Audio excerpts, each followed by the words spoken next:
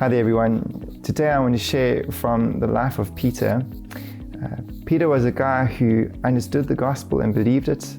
When Jesus asked his disciples, "Who do people say that I am?" Peter was the first to reply and say, "You are the Christ, the Son of the living God." And he believed that Jesus was God's anointed Messiah. But I don't think Peter really understood how much he needed the gospel until he was thrown into the great pressurized situation of the events leading up to the crucifixion. I mean, before that time, Peter would say to Jesus, when Jesus began to talk about his death, his imminent death, Peter would say, "You shouldn't talk about this. This isn't right. It's not going to happen." And Jesus would say to him, "Get behind me, Satan." Peter didn't understand the cross.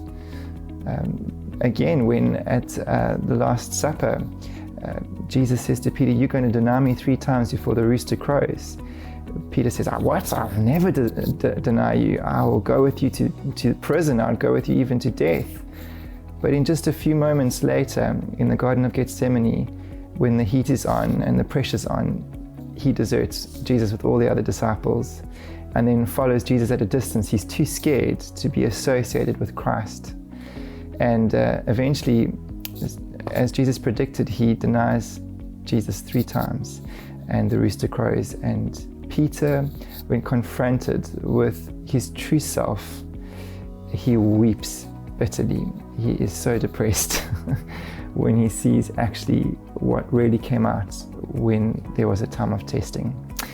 And friends, these pressurized times of this pandemic is no different. God uses these times to bring out the good in us, in other words, where he shows us where he has been at work, and we can celebrate that.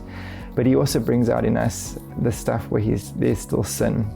And sometimes we get to see in stark contrast to what we thought we were, what we truly like. And I want to just encourage you today, these moments of pressure and trial are wonderful moments for the gospel.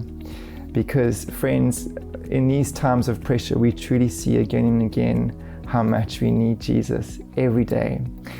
And the joy of the gospel is this: at our best and at our worst, God is dealing with us based on another's performance, based on Christ's perfect performance. And because of that, he's able to lavish on us all of his love, all of his fathering, all of his determined will to get us to be where he wants us to be in him, which is to look more and more like Jesus.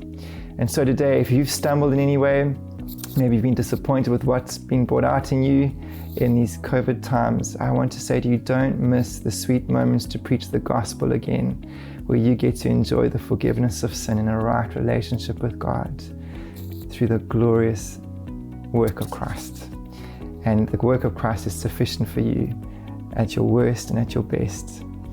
The gospel is something that we never outgrow. And so might you rejoice today, and might you celebrate the joy of your salvation. Sending lots of love.